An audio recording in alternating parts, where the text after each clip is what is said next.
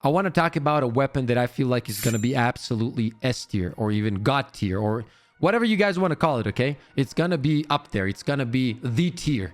And that's going to be the Traveler's Chosen. There's obviously a few reasons for that. Now, I went over some legendary sidearms that you guys 100% want to keep for next season. I'm going to drop the link to that video in the description. You can check it out. Make sure to keep those sidearms and get ready for next season.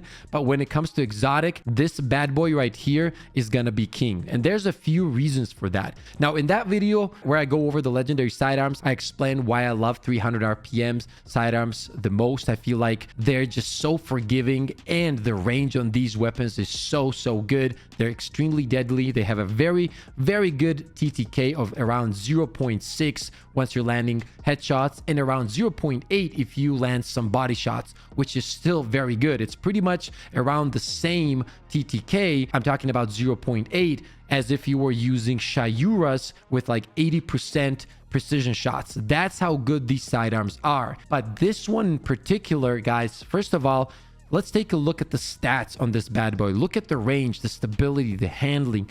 Everything on this weapon screams S tier next season, and it will be, but not just simply because of the range or the stability. First, I want to mention the full auto trigger. Currently, it has a full auto trigger system right here, which makes it feel really good. The greatest thing about this sidearm, though, is gonna be its perk. I feel like that's what is gonna make this sidearm stand out from all the rest, apart from its absolutely insane range and stability. Now, what I mean by that is we've heard from Bungie for a long time now, chat, that they're trying to decrease ability usage in the Crucible, right? Now, granted, with Void 3.0, that kind of went out of the window. Everybody spamming grenades and all of the other abilities. It's absolutely crazy in the Crucible, but I truly believe they're trying to balance it. They're trying to kind of drop the usage of the abilities lower and lower. I don't know how long it's going to take. Hopefully it's not going to take that long, because right now the spamming of grenades and abilities in general in Crucible is kind of crazy. Now, let's say for a second that they managed to do that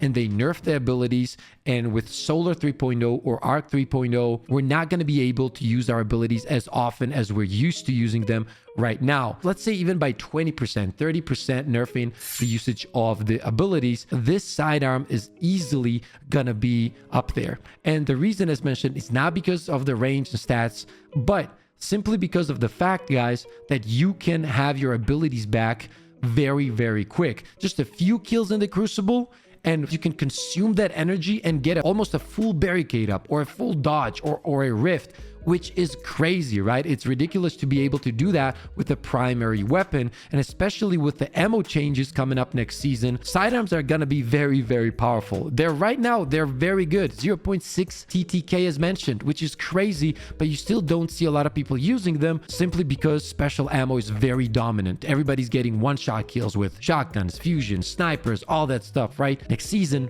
that's not going to be as aggressive as it is right now. For example, in Trials of Osiris, you're only going to be picking up one per brick every time you see a ammo drop. And I feel like that's going to push these weapons up much more. We have ability regen that no other primary weapon provides as much as this one does, meaning you get 2 kills and you get tons of energy back. You get a lot of energy back even with 1 kill, but let's say you get 3, that's like almost a full class ability regen right there. Now, you can also combine it with some awesome options in the game. For example, I love to use it with Frozen Orbit, as you see in the gameplay. You can also combine it with something like Igneous, Summoner, many other good options in the game that work really well with the sidearm. This sidearm in general just feels so good.